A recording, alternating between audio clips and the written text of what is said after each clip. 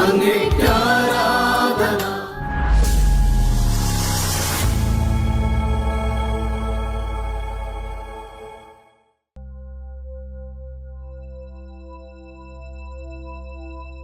Price the Lord. Stay blessed എന്ന പ്രോഗ്രാമിലേക്ക് എല്ലാ ദൈവമക്കളെയും ഹാർദവമായി സ്വാഗതം ചെയ്യുന്നു. ഇന്ന് ചിന്തിക്കാൻ പോകുന്ന വചനം മർക്കോസിന്റെ സുവിശേഷം 15-ാം അധ്യായം 37-38 വാക്യമാണ്. യേശു ഉറക്കെ നിലവിളിച്ചു, പ്രാണനെ വിട്ടു. ഉടനെ മന്ദിരത്തിലെ തിരശ്ശീല മേൽ തൊട്ട് അടിയോളവും രണ്ടായി ചീന്തിപ്പോയി. യേശു കർത്താവിന്റെ ക്രൂശീകരണ വേളയിൽ യേശു കർത്താവ് ഉറക്കെ നിലവിളിച്ച് തന്റെ പ്രാണനെ വിടുന്ന സമയത്ത്, തൻ ജീവൻ നഷ്ടപ്പെട്ടു പോകുന്ന സമയത്ത്,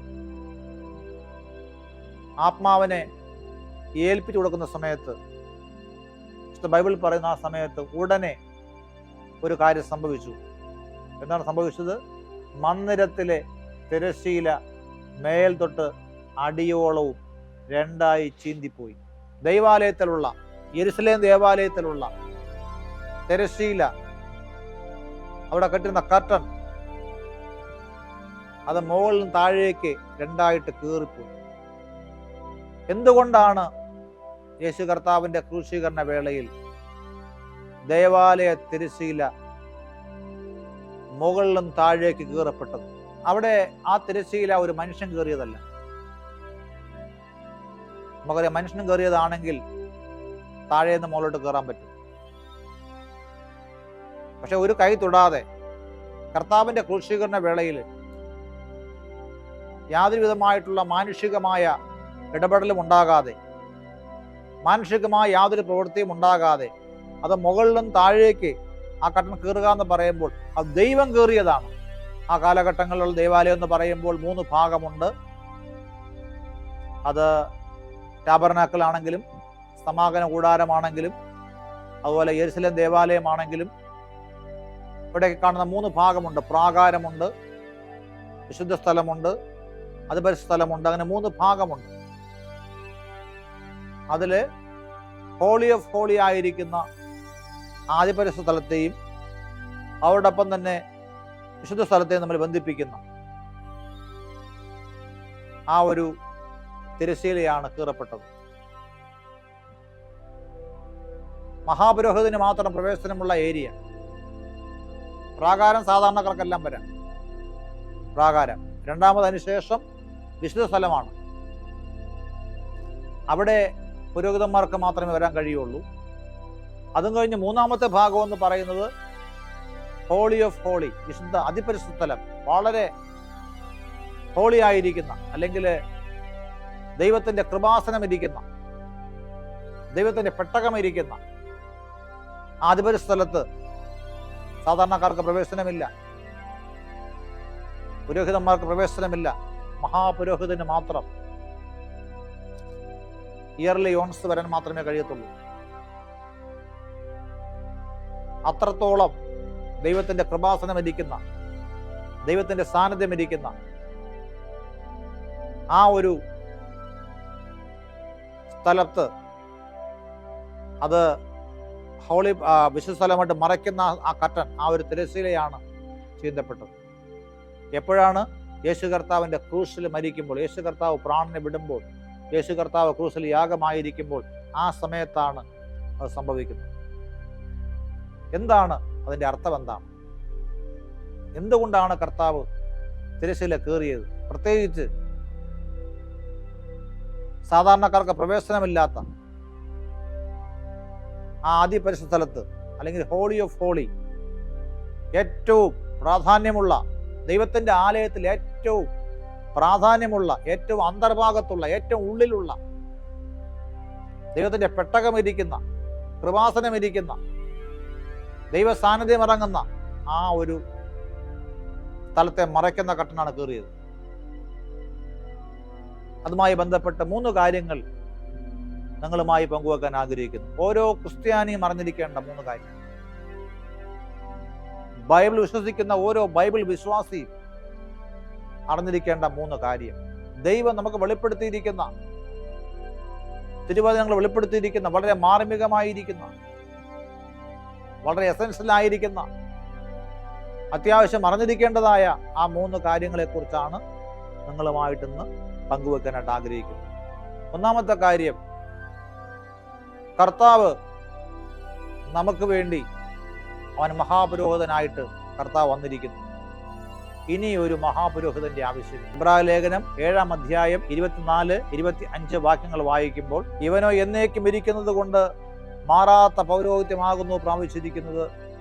അതുകൊണ്ട് താൻ മുഖാന്തരമായി ദൈവത്തോട് അടുക്കുന്നവർക്ക് വേണ്ടി പക്ഷപാതം ചെയ്യുവാൻ സദാ ജീവിക്കുന്നതിനാകയാൽ അവരെ പൂർണ്ണമായി രക്ഷിപ്പാൻ അവൻ പ്രാപ്തനാകുന്നു.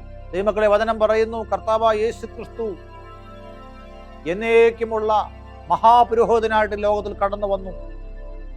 കർത്താവിൻ്റെ ആ ക്രൂശിലെ മരണത്തോടുകൂടെ തന്നെ ഇനി തുടർന്ന് ഒരു മഹാപുരോഹിതൻ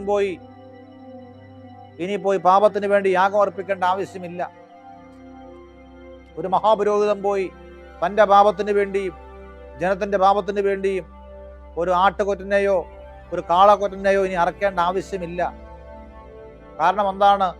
കർത്താവ് എന്നേക്കുമുള്ള മഹാപുരോഹിതനായിട്ട് കർത്താവ് നമുക്ക് വേണ്ടി വന്നു കഴിഞ്ഞു. നിത്യപുരോഹിതനായി വന്നു കഴിഞ്ഞു. യേശുവിൻ്റെ ക്രൂശീകരണത്തോടുകൂടി, ക്രൂശിലെ യാഗത്തോടുകൂടി നമുക്ക് വേണ്ടിയുള്ള ദൈവത്തിൻ്റെ ബലി, നമുക്ക് വേണ്ടിയുള്ള ദൈവത്തിൻ്റെ സന്നിധിയിലുള്ള യാഗം, പരമയാഗം, ദിവ്യ ബലി അർപ്പിക്കപ്പെട്ട് കഴിഞ്ഞു. ഇനി ഒരു ബലി അർപ്പിക്കേണ്ട ആവശ്യമില്ല. ഇനി ഒരു മഹാപുരോഹിതൻ എല്ലാ വർഷവും വന്ന് നമ്മുടെ പാപത്തിന് വേണ്ടി, അദ്ദേഹത്തിൻ്റെ പാപത്തിന് വേണ്ടി ഒരു മൃഗത്തെ ഇനി യാഗമർപ്പിക്കേണ്ട ആവശ്യമില്ല. അതെല്ലാം അവസാനിച്ചിരിക്കുന്നു. 1 തിമോത്തിയോസിന്റെ ലേഖനം 2-ാം അധ്യായം 5-ാമത്തെ വാക്യം വായിക്കുമ്പോൾ അവിടെ പറയുന്നു, ദൈവം ഒരുവനല്ലോ, ദൈവത്തിനും മനുഷ്യർക്കും മധ്യസ്ഥനും ഒരുവൻ, എല്ലാവർക്കും വേണ്ടി മറുവലയായി തന്നെത്താൻ കൊടുത്ത മനുഷ്യനായ ക്രിസ്തുവേശു തന്നെ. വിശുദ്ധ ബൈബിൾ വ്യക്തമായിട്ട് പറയുന്നു, തിരുവചനം വ്യക്തമായിട്ട് പറയുന്നു, ദൈവം ഒരുവനേ ഉള്ളൂ, ദൈവത്തിനും മനുഷ്യർക്കും മധ്യേ ഒരുവനേ ഉള്ളൂ. അതാരാണ് ആ ഒരുവൻ? ആരാണ് ആ ഏക മധ്യസ്ഥൻ? ആരാണ് ആ ഏക മധ്യസ്ഥൻ? ദൈവത്തിൻ്റെയും മനുഷ്യരുടെയും മധ്യ നിൽക്കുന്ന മധ്യസ്ഥൻ ആരാണ്? വചനം പറയുന്നു, എല്ലാവർക്കും വേണ്ടി മറുവലയായി കൊടുത്ത മനുഷ്യനായ ക്രിസ്തുവേശു തന്നെ. നമുക്ക് വേണ്ടി ആരാണോ ബലിയായിരിക്കുന്നത്, ആരാണോ ക്രൂശിൽ ജീവനെ കൊടുത്തത്, ആരാണോ നമുക്ക് വേണ്ടി മരിച്ചിടക്കട്ട് ഉയർത്തെഴുന്നേറ്റിരിക്കുന്നത്, ആ ഒരേ ഒരു മധ്യസ്ഥൻ മാത്രമേ നമുക്കുള്ളൂ എന്നാണ് വചനം പഠിപ്പിക്കുന്നത്. ആ മധ്യസ്ഥന്റെ പേര് കർത്താവായ യേശു ക്രിസ്തു ആകുന്ന മധ്യസ്ഥൻ. യേശു ക്രിസ്തു ആകുന്ന ഏക മധ്യസ്ഥനാണ് വചനം പഠിപ്പിക്കുന്നത്. ദൈവത്തിന്റെ മക്കളെ, അപ്പോൾ അതിനു മുമ്പ്, യേശു കർത്താവിന്റെ ക്രൂശിലെ യാഗത്തിന് മുമ്പ്, പഴയ നിയമ കാലഘട്ടത്തിൽ നമുക്കറിയാം, അന്ന് മഹാപുരോഹിതൻ മധ്യസ്ഥനായെന്നുകൊണ്ട് ജനങ്ങൾക്ക് വേണ്ടി യാഗമർപ്പിക്കുമായിരുന്നു. സ്വന്തം പാപത്തിന് വേണ്ടി യാഗമർപ്പിക്കുമായിരുന്നു. ആ ഹോളി ഓഫ് ഹോളി പ്ലേസിൽ വളരെ ഭയത്തോടു കൂടി അദ്ദേഹം കടന്നു പോകുമായിരുന്നു. ചിലപ്പോൾ ജീവനോട് തിരിച്ചു വരത്തില്ല. എന്തെങ്കിലും മിസ്റ്റേക്ക് സംഭവിച്ചു കഴിഞ്ഞാൽ അദ്ദേഹത്തിന് തിരിച്ചു വരാൻ കഴിയത്തില്ല. പിന്നെ അദ്ദേഹത്തെ അവര് അരയിലുള്ള വള്ളി കൊണ്ട് കെട്ടി വലിച്ചു വേണം പുറത്തു കൊണ്ടുവരാൻ. കാരണം അകത്തോട്ട് കയറാൻ പറ്റത്തില്ല. പ്രിയമുള്ളവരെ, ഇവിടെ ഇതാ കർത്താവിന്റെ ക്രൂശിലെ മരണസമയത്ത് ദൈവത്തിന്റെ തിരശ്ശീല കീറുകയാണ് എന്ന് പറഞ്ഞാൽ ഇനി മാനുഷികമായ രീതിയിലുള്ള മഹാപുരോഹിതന്റെ ശുശ്രൂഷ ഇനി അവസാനിച്ചു. നിത്യമായ പൗരോഹിത്യ ശുശ്രൂഷയ്ക്ക് വേണ്ടി കർത്താവ് യേശു ക്രിസ്തുവിലൂടെ ദൈവം ആ ക്രൂശിലെ യാഗത്തിലൂടെ, ആ ക്രൂശിലെ മരണത്തിലൂടെ ഇനി ഒരു മഹാപുരോഹിതന്റെ ആവശ്യമില്ലാത്ത രീതിയിൽ കർത്താവ് അവിടെ നമുക്ക് വേണ്ടി പുതുവഴി തുറന്നിരിക്കുന്നു. യോഹന്നാൻ 14:6 യേശു പറഞ്ഞു, ഞാൻ തന്നെ വഴിയും സത്യവും ജീവനുമാകുന്നു, ഞാൻ മുഖാന്തരമല്ലാതെ ആരും പിതാവിന്റെ അടുക്കൽ എത്തുന്നില്ല. പ്രിയമുള്ളവരെ, യേശു പറയുകയാണ്, ഞാൻ തന്നെയാണ് ഏക വഴി, ഞാൻ തന്നെയാണ് സത്യം, ഞാൻ തന്നെയാണ് ജീവൻ. അപ്പോൾ ദൈവത്തെങ്കിലേക്ക് പോകാനായിട്ട് ഒരൊറ്റ വഴിയേ ഉള്ളൂ, അത് യേശുവിലൂടെ മാത്രമേ ഉള്ളൂ. യേശു മാത്രമാണ് സത്യമായിട്ടുള്ള ഒരു വഴി. യേശു മാത്രമാണ് ദൈവത്തെങ്കിലേക്ക് പോകാനുള്ള ഐ ആം ദ വേ. ഞാൻ ഒരു വഴി എന്നല്ല കർത്താവ് പറഞ്ഞു, ഞാൻ തന്നെയാണ് വഴി. പ്രിയമുള്ളവരെ, ദൈവത്തിന്റെ വചനം പഠിപ്പിക്കുന്നു, കർത്താവിന്റെ ക്രൂശിലെ യാഗത്തിലൂടെ ദൈവം നമുക്ക് വേണ്ടി പിതാവിലേക്ക് പ്രവേശിപ്പാനായിട്ട് എന്നേക്കുമുള്ള ഒരു വീണ്ടെടുപ്പ് സാധിപ്പിച്ചിരിക്കുന്നു. നമ്മൾ ഇനി യേശുവിലൂടെ നമുക്ക് ദൈവത്തെങ്കിലേക്ക് പ്രവേശനമുണ്ട്. നമുക്ക് വേണ്ടി കർത്താവ് വഴി തുറന്നിരിക്കുന്നു. നമുക്ക് വേണ്ടി കർത്താവ് മധ്യസ്ഥനായിരിക്കുന്നു. ഒരേ സമയം യേശു ദൈവമാണ്, അതേസമയം യേശു മധ്യസ്ഥനാണ്, അതേസമയം യേശു പ്രവാചകനാണ്, അതേസമയം യേശു നമ്മുടെ സ്നേഹിതനാണ്, യേശു നമ്മുടെ എല്ലാമാണ്. ഒരേ സമയത്ത് എല്ലാമായിരിക്കുവാൻ യേശുവിന് കഴിയും. പ്രിയമുള്ളവരെ, ഒന്നാമത്തെ കാരണം, യേശു കർത്താവ് നമുക്ക് വേണ്ടി അവൻ നിത്യപുരോഹിതനായി മാറിയിരിക്കുന്നത് കൊണ്ട് ഇനി ഒരു മഹാപുരോഹിതന്റെ ആവശ്യമില്ലാത്തത് കൊണ്ട് കർത്താവിൻ്റെ ക്രൂശിലെ മരണസമയത്ത് തിരശ്ശീല മുകൾ തൊട്ട് താഴേക്ക് രണ്ടായി ചിന്തപ്പെട്ടു. എബ്രായ ലേഖനം 10-ാം അധ്യായം 4-5 വാക്യങ്ങൾ വായിക്കുന്നു. കാളകളുടെയും ആട്ടുകൊറ്റന്മാരുടെയും രക്തത്തിന് പാപങ്ങളെ നീക്കുവാൻ കഴിയുന്നതല്ല. ആകയാൽ ലോകത്തിൽ വരുമ്പോൾ ഹനനയാഗവും വഴിപാടും നിശ്ചയിച്ചില്ല, എന്നാൽ ഒരു ശരീരം നീ എനിക്ക് ഒരുക്കിയിരിക്കുന്നു. സർവാംഗ ഹോമങ്ങളിലും പാപയാഗങ്ങൾ നീ പ്രസാദിച്ചില്ല. അപ്പോൾ ഞാൻ പറഞ്ഞു, ഇതാ ഞാൻ വരുന്നു, പുസ്തകത്തിൽ എന്നെക്കുറിച്ച് എഴുതിയിരിക്കുന്നു, ദൈവമേ നിന്റെ ഇഷ്ടം ചെയ്യുവാൻ ഞാൻ വരുന്നു എന്ന് അവൻ പറയുന്നു. പഴയ നിയമത്തിൽ ദൈവം വരുവാൻ പോകുന്ന ക്രൂശിലെ ആ യാഗത്തിന് നേരിലായിട്ട് കർത്താവ് പറഞ്ഞു, അത് കാളകളുടെ അല്ലെങ്കിൽ ആട്ടുകുട്ടന്മാരുടേതായിട്ട് യാഗമർപ്പിക്കാനായിട്ട്. അന്ന് ജനം ആലയത്തിൽ വരുമ്പോൾ അവരുടെ പാപത്തിന്റെ പരിഹാരത്തിന് വേണ്ടി യാഗമാകുവാനായിട്ട് മൃഗങ്ങളുമായിട്ട് വരും, ആട്ടുകൊറ്റനുമായിട്ട് വരും, കാളകളുമായിട്ട് വരും. കാരണം അവരുടെ പാപത്തിന്റെ പ്രായശ്ചിത്തമായിട്ട് അതിനെ കൊല്ലുവാൻ തക്കവണ്ണം ഇടയായി തീരുമായിരുന്നു. അത് വരുവാൻ പോകുന്ന യേശുക്രിസ്തുവിന്റെ പരമയാഗത്തിന്റെ ക്രൂശിലെ പരമയാഗത്തിന്റെ നിഴലായിരുന്നു. ഇവിടെ വചനം വ്യക്തമായിട്ട് പറയുന്നു, കർത്താവിന്റെ ക്രൂശിലെ യാഗം നിമിത്തം, കർത്താവിന്റെ നമുക്ക് വേണ്ടി കർത്താവ് ക്രൂശിൽ ജീവൻ അർപ്പിച്ച നിമിത്തം, നമുക്ക് വേണ്ടി കർത്താവ് യാഗമായ നിമിത്തം ഇനി അങ്ങോട്ട് കാളകളുടെയും ആട്ടുകൊറ്റന്മാരുടെയും ബ്ലഡിന്റെ ആവശ്യമില്ല. കാരണം എന്താണ്? ഒരു ശരീരം നീ എനിക്ക് വേണ്ടി ഒരുക്കിയിരിക്കുന്നു, ദൈവമേ നിഷ്ഠം ചെയ്യുവാൻ ഞാൻ വരുന്നു. യേശു കർത്താവ് ആ യാഗത്തിന് വേണ്ടി, പരമയാഗത്തിന് വേണ്ടി തന്നെ അർപ്പിച്ചതായ സമയത്ത് ഇനി മൃഗയാഗത്തിന്റെ ആവശ്യമില്ല, ഇനി ആട്ടുകൊറ്റന്റെ ആവശ്യമില്ല, ഇനി കാളക്കൊറ്റന്റെ ആവശ്യമില്ല. കർത്താവിന്റെ ക്രൂശിലെ യാഗം നിമിത്തം നമുക്ക് വേണ്ടി ദൈവം ബലിയായി മാറിയ നിമിത്തം ഇനി അങ്ങോട്ട് ഒന്നിനെയും യാഗം അർപ്പിക്കേണ്ട ആവശ്യമില്ല.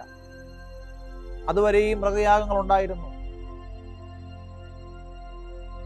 അതുവരെയും പഴയ നിയമത്തിൽ കുറുപ്രാവിനെ യാഗം അർപ്പിക്കുമായിരുന്നു, കാളകളെ യാഗം അർപ്പിക്കുമായിരുന്നു, ആട്ടുകൊറ്റന്മാരെ യാഗം അർപ്പിക്കുമായിരുന്നു. പക്ഷേ യേശുവിൻ്റെ ക്രൂശിലെ പരമയാഗത്തോടു കൂടി ദൈവം, പിതാവായ ദൈവം പുത്രനായ യേശുവിനെ ലോകത്തിലേക്ക് യാഗമാകുവാൻ വേണ്ടി അയച്ചത് നിമിത്തം, കർത്താവിൻ്റെ ക്രൂശിലെ മരണം നിമിത്തം ഇനി അങ്ങോട്ട് യാതൊരു മൃഗത്തിൻ്റെയും യാഗം ആവശ്യമില്ല. മൃഗയാഗങ്ങളെ അവിടെ നിർത്തൽ ചെയ്യുവാനായിട്ട് ആ തിരശ്ശീല ചീന്തപ്പെട്ടു. മാനവരാശിയോട് ദൈവം വിളിച്ചു പറയുന്ന രണ്ടാമത്തെ കാര്യം, അല്ലയോ മാനവരാശിയെ, ഇനി അങ്ങോട്ട് മൃഗങ്ങളുടെ യാഗത്തിന്റെ ആവശ്യമില്ല. ഇനി നിങ്ങളുടെ പാപത്തിന്റെ പരിഹാരത്തിന് വേണ്ടി ഒരു മൃഗത്തെയും നിങ്ങൾ ബലിയർപ്പിക്കേണ്ടതില്ല. ഒരു കാളയെയോ ഒരു ആട്ടുകൊറ്റനെയോ നിങ്ങൾ അതിനുവേണ്ടി ഇനി യാഗമർപ്പിക്കേണ്ടതില്ല. കാരണം നിങ്ങൾക്ക് വേണ്ടി യാഗം നടന്നു കഴിഞ്ഞിരിക്കുന്നു. കാൽവരി കൊലമരത്തിൽ യാഗം നടന്നു കഴിഞ്ഞിരിക്കുന്നു. യേശു കർത്താവിനെ കുറിച്ച് വഴികാട്ടിയായി വന്ന യോഹന്നാൻ സ്നാപകൻ ഇങ്ങനെ വിളിച്ചു പറഞ്ഞു, ഇതാ ലോകത്തിന്റെ പാപം ചുമക്കുന്ന ദൈവത്തിന്റെ കുഞ്ഞാട്. അവിടെ യോഹന്നാൻ സ്നാപകൻ യേശുവിനെ കാണുന്നത് ലോകത്തിന്റെ പാപം ചുമക്കുന്ന ദൈവത്തിന്റെ കുഞ്ഞാടായിട്ടാണ്. ആത്മാവിൽ യേശുവിനെ കാണുന്നത് ഒരു ലാമ്പായിട്ടാണ്, ഒരു കുഞ്ഞാടായിട്ടാണ്. കാരണം എന്താണ്? ഈ കുഞ്ഞാട് അർപ്പിക്കപ്പെട്ട് കഴിഞ്ഞു, ഈ കുഞ്ഞാട് ബലിയായി കഴിഞ്ഞു. ഇനി ഒരു കുഞ്ഞാടിന്റെയും ആവശ്യമില്ല. 1 യോഹന്നാൻ 2-ാം അധ്യായം അതിന്റെ 1-2 വാക്യങ്ങൾ അവിടെ ഇങ്ങനെ പറയുന്നു, എൻ്റെ കുഞ്ഞുങ്ങളെ, നിങ്ങൾ പാപം ചെയ്യാതിരിപ്പാൻ ഞാൻ നിങ്ങൾക്ക് എഴുതുന്നു. ഒരുത്തൻ പാപം ചെയ്തുവെങ്കിലോ നീതിമാനായ യേശുക്രിസ്തു എന്ന കാര്യസ്ഥൻ നമുക്ക് പിതാവിന്റെ അടുക്കൽ ഉണ്ട്. അവൻ നമ്മുടെ പാപങ്ങൾക്ക് പ്രായശ്ചിത്തമാകുന്നു. 2-ാം വാക്യം. നമ്മുടേതിന് മാത്രമല്ല, സർവ്വലോകത്തിന്റെ പാപത്തിനും തന്നെ. ഇവിടെ കർത്താവ് സർവ്വലോകത്തിന്റെ ഈ പാപത്തിന് വേണ്ടി കർത്താവ് സാക്രിഫൈസ് ആയിരിക്കുന്നു, കർത്താവ് പ്രായശ്ചിത്തമായിരിക്കുന്നു എന്ന് വചനം പറയുന്നു. പ്രിയമുള്ളവരെ, ദൈവം നമ്മോട് വിളിച്ചു പറയുന്നു, ഇനി മൃഗയാഗത്തിന്റെ ആവശ്യമില്ല, ഇനി വേറൊരു മഹാപുരോഹിതന്റെ ആവശ്യമില്ല. 3-ാമതായിട്ട് വചനം പറയുന്നു, നമുക്ക് എല്ലാവർക്കും, സാധാരണക്കാരായ നമുക്കെല്ലാവർക്കും ദൈവത്തിങ്കിലേക്ക് പോകുവാനായിട്ട് ദൈവം വഴി തുറന്നു. ക്രൂസിലെ മരണം നിമിത്തം എബ്രായ ലേഖനം 4:16 വായിക്കുമ്പോൾ വചനം പറയുന്നു, അതുകൊണ്ട് കരുണ ലഭിക്കുവാനും തത്സമയത്ത് സഹായത്തിനുള്ള കൃപ പ്രാപിപ്പാനുമായി നാം ധൈര്യത്തോടെ കൃപാസനത്തിന് അടുത്ത് ചെല്ലുക. മഹാപുരോഹിതൻ ഭയത്തോടെയാണ് പോകുന്നത്. പക്ഷേ കർത്താവിന്റെ ക്രൂസിലെ മരണത്തോടു കൂടി ഇനി ഭയപ്പെടേണ്ട ആവശ്യമില്ല. നമുക്ക് വേണ്ടി കർത്താവ് പ്രായശ്ചിത്തമായി കഴിഞ്ഞു, നമുക്ക് വേണ്ടി കർത്താവ് വീണ്ടെടുപ്പായി കഴിഞ്ഞു, നമുക്ക് വേണ്ടി കർത്താവ് ക്രൂസിൽ നീതീകരണമായി കഴിഞ്ഞു, നമുക്ക് വേണ്ടി കർത്താവ് രക്തം ചിന്തിക്കഴിഞ്ഞു, നമുക്ക് വേണ്ടി കർത്താവ് ബലിയായി കഴിഞ്ഞു. അതുകൊണ്ട് ഇനി നമ്മൾ ഒരിക്കലും തന്നെ നമ്മൾ ഭയപ്പെടേണ്ട ആവശ്യമില്ല. സാധാരണക്കാരായ ജനങ്ങള്, അതേ പ്രാകാരത്തിലായിരിക്കും ജനങ്ങൾ ഇനി ഭയപ്പെടേണ്ട ആവശ്യമില്ല. അവർക്ക് ദൈവത്തിങ്കിലേക്ക് കടന്നു പോകാനായിട്ടുള്ള ഒരു വഴി തുറക്കപ്പെട്ടിരിക്കുന്നു. തിരശ്ശീല മോളിയും താഴെ കീറിയിരിക്കുന്നു. ഇനി ധൈര്യത്തോടുകൂടി എല്ലാവർക്കും, നമ്മളെല്ലാവരും പുരോഹിതന്മാരായിട്ട് മാറിക്കഴിഞ്ഞു. 1 പത്രോസ് 2-ാം അധ്യായം 9-ാം വാക്യം വായിക്കുമ്പോൾ, നിങ്ങളോ അന്ധകാരത്തിൽ അത്ഭുത പ്രകാശത്തിലേക്ക് വിളിച്ചവന്റെ സൽഗുണങ്ങളെ ഘോഷിപ്പാൻ തക്കവണ്ണം തെരഞ്ഞെടുക്കപ്പെട്ട ഒരു ജാതിയും രാജകീയ പുരോഹിത വർഗവുമാകുന്നു. ഒരു കൂട്ടം ആളുകൾക്ക് വേണ്ടി മാത്രം ഉണ്ടായിരുന്ന പൗരോഹിത്യം, ഒരു ചെറിയ കൂട്ടം ആളുകൾക്ക് വേണ്ടി മാത്രം ഉണ്ടായിരുന്ന മഹാപൗരോഹിത്യം, യേശുവിന്റെ ക്രൂസിലെ ബലി മുഖാന്തരം ദൈവത്തിന്റെ വചനം പറയുന്നു, തന്റെ മക്കളായി നമുക്ക് ഓരോരുത്തർക്കും, ആ ബലിയിൽ വിശ്വസിക്കുന്ന ഓരോരുത്തർക്കും ആ ഒരു പൗരോഹിത്യ ശുശ്രൂഷ കർത്താവ് കൊടുത്തിരിക്കുന്നു. ഇനി നമുക്ക് ഒരു പുരോഹിതന്റെയും, ഇനി നമുക്ക് ഒരു മഹാപുരോഹിതന്റെയും ആവശ്യമില്ല. കർത്താവ് നമ്മളെ തന്നെ പൗരോഹിത്യ ശുശ്രൂഷയ്ക്ക് വേണ്ടി കർത്താവ് കണ്ടിരിക്കുന്നു. ഇനി വചനം കേൾക്കുന്ന നിങ്ങളെ ദൈവം വിളിക്കുകയാണ്. പ്രിയമുള്ളവരെ, ഇനി ഒരു മഹാപുരോഹിതൻ, ഒരു മധ്യസ്ഥന്റെ ആവശ്യം നമുക്കില്ല. നമുക്ക് യേശുവിനോട് നമുക്ക് നേരിട്ട് നമ്മുടെ പാപങ്ങൾ പറയാം, നേരിട്ട് പ്രാർത്ഥിക്കാം. ഇടയ്ക്ക് ഒരു മധ്യസ്ഥന്റെ ആവശ്യമില്ല. 2, ഇനി മൃഗയാഗങ്ങളുടെ ആവശ്യമില്ല. 3, എബ്രായ ലേഖനം 10-ാം അധ്യായത്തിൽ 19 മുതൽ വായിക്കുമ്പോൾ കൊടുത്തിരിക്കുന്നു. അതുകൊണ്ട് സഹോദരന്മാരെ, യേശു തൻ ദേഹമന്ത്രിച്ചിൽ കൂടി നമുക്ക് പ്രതിഷ്ഠിച്ച ജീവനുള്ള പുതുവഴിയായി തൻ്റെ രക്തത്താൽ വിശുദ്ധ മന്ദിരത്തിലേക്കുള്ള പ്രവേശനത്തിന് ധൈര്യവും ദേവാലയത്തിന്മേൽ ഒരു മഹാപുരോഹിതൻ നമുക്കുള്ളത് കൊണ്ട് നാം ദുർമനസാക്ഷം നീങ്ങുമാറ് ഹൃദയങ്ങൾ തളിക്കപ്പെട്ടവരും ശുദ്ധ വെള്ളത്താൽ ശരീരം കഴുകപ്പെട്ടവരുമായി വിശ്വാസത്തിന്റെ പൂർണ്ണ നിശ്ചയം കൊണ്ട് പരമാർത്ഥത്തോട് അടുത്ത് ചെല്ലുക. നമുക്ക് ദൈവത്തിന്റെ അടുത്ത് ചെല്ലുവാനായിട്ട് ഇനി ഒരു മഹാപുരോഹിതന്റെ ആവശ്യമില്ല, ഇനി ഒരു മൃഗയാഗത്തിന്റെ ആവശ്യമില്ല.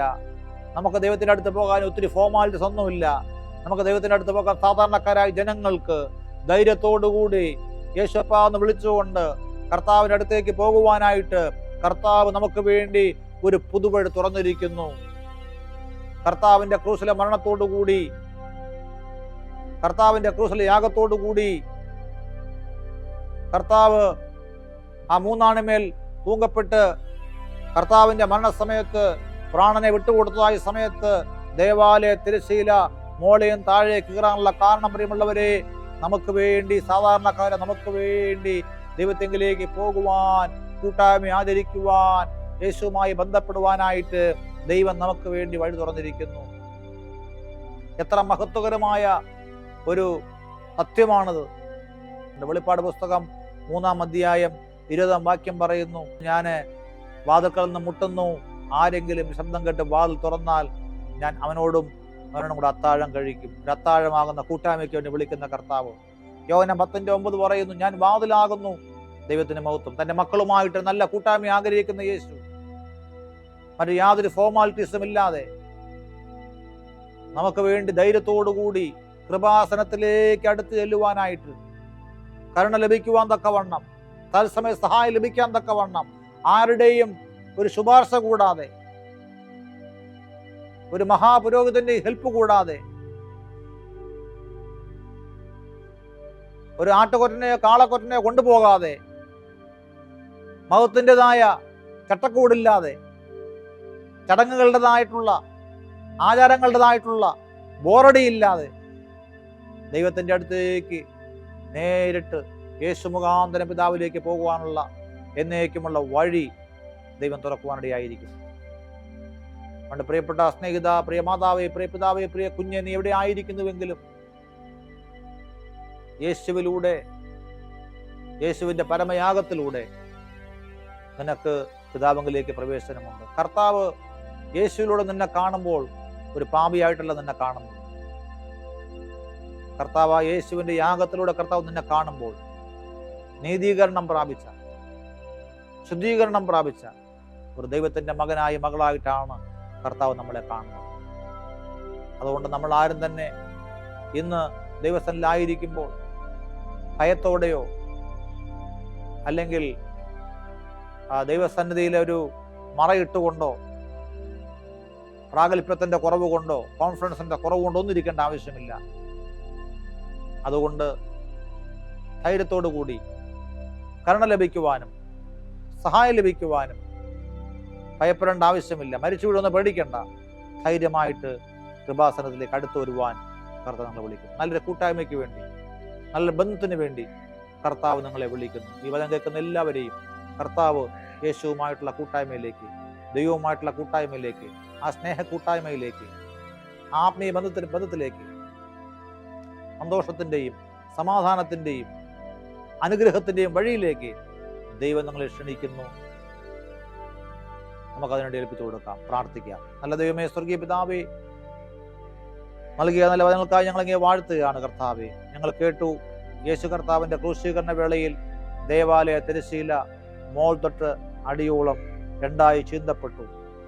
ഒന്ന്, കർത്താവെ, ഞങ്ങളുടെ കർത്താവായ യേശു ക്രിസ്തു നിത്യമായിട്ടുള്ള കർത്താവെ മഹാപുരോഹിതൻ ഞങ്ങൾക്കുള്ളത് കൊണ്ട് ഞങ്ങൾക്ക് ഇനി ഒരു പുരോഹിതനെ, ഞങ്ങൾക്കിനി ഹൈ പ്രീസ്റ്റിനെ ആവശ്യമില്ല. രണ്ട്, ഞങ്ങൾക്കിനി മൃഗയാഗം ആവശ്യമില്ല. കർത്താവ് ഞങ്ങൾക്ക് വേണ്ടി യാഗമായി കഴിഞ്ഞു. മൂന്ന്, സാധാരണക്കാരായ ഞങ്ങൾക്ക് എല്ലാവർക്കും ദൈവത്വത്തിലേക്ക് പ്രവേശിപ്പാൻ കർത്താവ് ഞങ്ങൾക്ക് വേണ്ടി വഴി തുറന്നിരിക്കുന്നു. അതിനായി സ്തോത്രം. ഈ സന്തോഷ വാർത്തയ്ക്കായി സ്തോത്രം. കർത്താവെ, കരുണ ലഭിക്കുവാൻ, തത്സമയത്ത് സഹായം ലഭിക്കുവാൻ, ധൈര്യത്തോടുകൂടി കൃപാസനത്തിലേക്ക് ചെല്ലുവാൻ ദൈവം ഞങ്ങൾക്ക് ഒരുക്കിയിരിക്കുന്ന പുതുവഴിക്കായി ഞങ്ങൾ നന്ദി പറയുന്നു. കർത്താവെ, എല്ലാ ജനത്തെയും അനുഗ്രഹിക്കണമേ. ഇന്ന് ഈ വചനം കേൾക്കുന്ന എല്ലാ ജനത്തെയും യേശുവുമായി ഒരു നല്ല ബന്ധമുണ്ടായി പിതാവിലേക്ക് പ്രവേശനം ലഭിക്കുവാൻ, ദൈവവുമായിട്ട് കൂട്ടായ്മ ഉണ്ടാകുവാൻ, ഞാൻ തന്നെ വഴിയും സത്യവും ജീവനുമാകുന്നു പറഞ്ഞ കർത്താവെ, അങ്ങയിലൂടെ ദൈവത്തോട് അടുക്കുവാൻ, ദൈവത്തിൻ്റെ മകനായി മകളായി ജീവിപ്പാൻ, ദൈവത്തിന് വേണ്ടി ഫലം കായ്ക്കുവാൻ, ദൈവത്തിൻ്റെ പ്രയോജനപ്പെടുവാൻ മക്കളെ സഹായിക്കണം.